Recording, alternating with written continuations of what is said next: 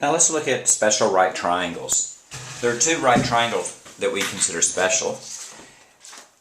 And the first one is a 45, 45, 90 degree triangle. So let's say you have a triangle and one angle is 90 degrees and the other one's 45 degrees. Well, since all three angles add up to 180 degrees, the other angle has to be 45 degrees. Now, since this angle and this angle are equal, by the isosceles triangle theorem, we know this side and this side are equal. And then we know that the three sides always have the same ratio. If this side is x, then this side will be x, and this side will be square root of 2 times x. And we get that just simply by the Pythagorean theorem. A squared plus b squared equals c squared. If a is x, then b has to be x. And then we can solve by c. That's 2x squared is equal to c squared. C is equal to the square root of 2 times x. We can solve problems. Let's do an example. If you have a right triangle, and you know this is 45 degrees, if this is 6, then you know that this is going to be 6, and this is going to be 6 root 2. Just applying this ratio, or these rules if you wish. X, x, root 2x. A slightly different example is when you have the hypotenuse. If this was 10, there's a lot of different ways to do that. The easiest way probably to remember is let this be a and this be b, and you know that a squared plus b squared is equal to 10 squared. 10 squared is 100. What about a and b? Well, the key about a and b is a and b are equal to each other. So that's a squared plus a squared is equal to 100. 2a squared is 100. Divide both sides by 2 and you get a squared is 50, or a is equal to the square root of 50. But what is the square root of 50? It's just square root of 25 and square root of 2. So that's just 5 root 2.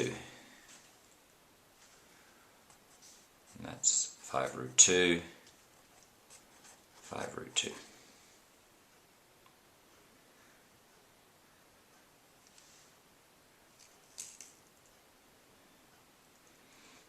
We can check it real quick. Does a squared plus b squared equal c squared? A squared would be 25 times 2, that's 50. 25 times 2, that's 50, and that's 10. So that in fact works.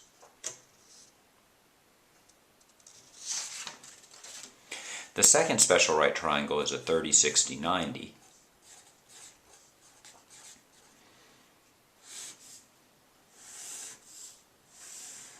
Let this be a 90 degree angle. Let this be 30 degrees, and this be 60 degrees. And the way that I think about this is, if you made a reflection across the 90 degree triangle, let's do that in red.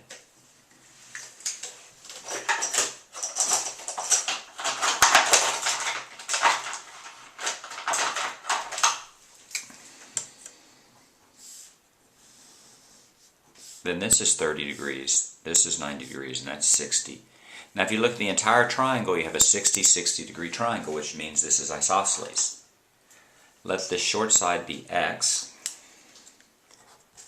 If this side is x, then we know this entire point is x. This has to be x2, so that's 2x. Which means all of these three sides have to be 2x. That has to be 2x as well. And then we have a squared plus b squared equals c squared. We can figure out what side that's going to be, and that's going to be square root of 3x. And that's the way most people just memorize it. If this is 30, and this is 60, and this is 90, then the longest side is 2x, and the shortest side is 1x, and the middle side is square root of 3 times x, or x times square root of 3, whatever makes more sense.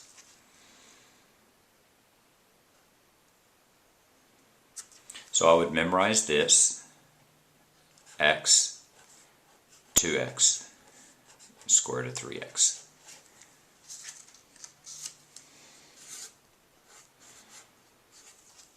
Let's look at a problem.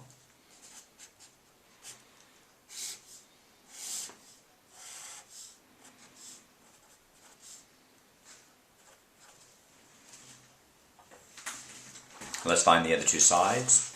Well, if this is 90 and this is 30, then all three add up to 180, so this is going to be a 60. So you have a 30, 60, 90 degree triangle. I tend to think about making the reflection. You don't need to, you just need to memorize it. But if I make the reflection here, then this will be 9. And this will be 9 root 3, and I'm done.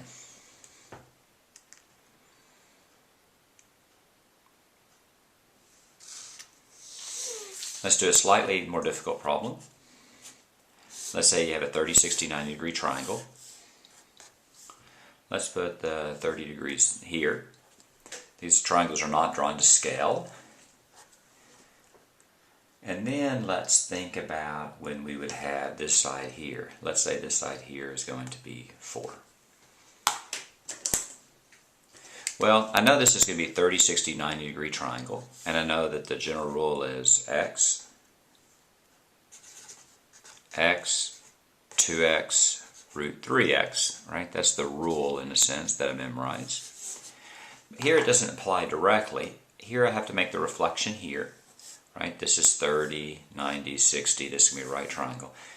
I mean, an equilateral triangle. Now, this side's unknown. Let's call that x, and this is going to be 2x. This is 4. Here I have to use the Pythagorean theorem. I could do it another way, but that's the way I'm going to do it. I'm going to do a squared plus b squared equals c squared, so that's 4 squared plus x squared is equal to 2x squared. That's 16 plus x squared is equal to 4x squared. Subtract the x squared. Let's subtract x squared and subtract x squared, and I get 16 is equal to 3x squared. That's 16 divided by 3 is equal to x squared. X is going to equal to the square root of 16 over 3. Now, normally when I take the square root of both sides, I do plus or minus, but since it's geometry, in this case, the negative is not going to make any sense. I need to simplify this. This is going to be 4 over root 3. I don't want a root on the bottom, so I'm going to multiply by root 3 and root 3. My final answer is x is going to be 4 root 3 over 3. And then I'm done.